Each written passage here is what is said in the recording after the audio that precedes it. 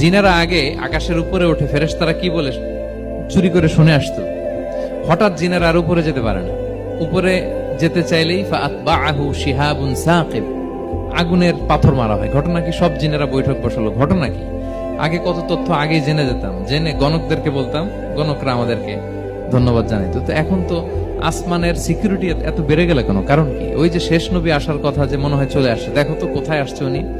খুঁজতে খুঁজতে খুঁজতে একদল ওই দিন ফজরের সময় আল্লাহর হাবিব সাল্লাল্লাহু আলাইহি ওয়াসাল্লাম রক্তাক্ত হয়ে ফজরের সালাত যখন পড়তেছেন, ওই কোরআন তেলাওয়াত শুনে তারা এলাকায় যেয়ে বলল যে ইন্না সামি'না কুরআনান আজাবা, আজীব কোরআন শুনে আসছি, ইয়াহদি ইলা রুশদি, এই কোরআন মানুষকে হেদায়েতের পথে নিয়ে যায়। ফাআমান্না বি, আমরা ঈমান এনে ফেললাম। সুবহানাল্লাহ পড়ে।